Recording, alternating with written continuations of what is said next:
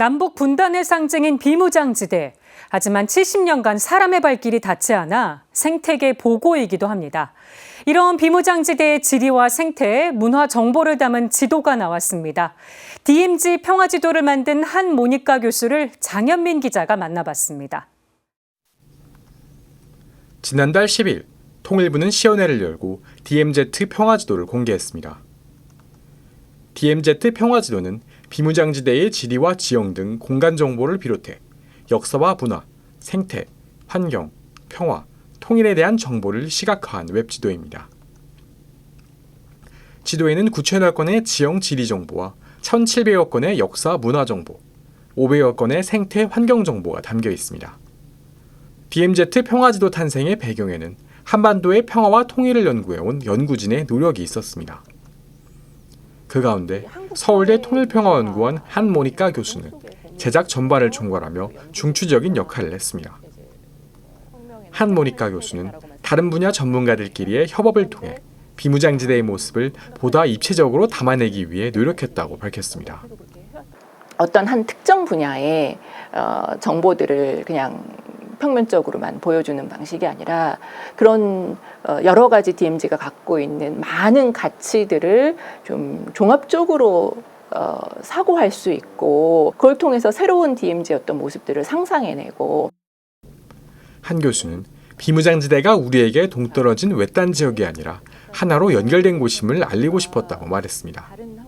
특히 반세기 넘게 분단되면서 생긴 심리적 분절을 극복하고 싶었다고 설명했습니다.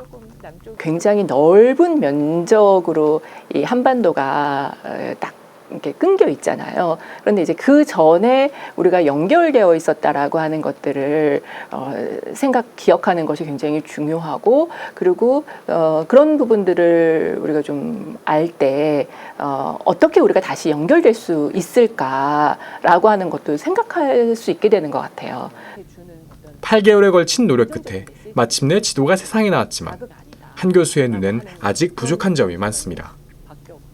한 교수는 연구 자료가 부족해 비무장지대 남쪽 지역 정보 위주로 제작된 점이 아쉽다고 밝혔습니다. 그러면서 평화지도가 비무장지대에 대한 연구와 교류를 활성화하는 마중물이 되길 희망했습니다. 생태환경 쪽에 관심이 많은 사람들도 지리 지역이나 역사 문화에 또 통일 평화에 관심을 가져야 되는 거죠.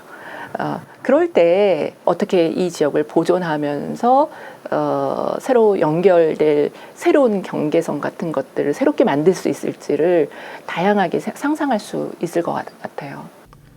DMZ가 오랜 시간 한국인의 삶의 터전이었음을 다시금 깨달았다는 한 교수. 한 교수는 갈등의 상징이었던 DMZ가 평화의 상징으로 전환되길 소망했습니다.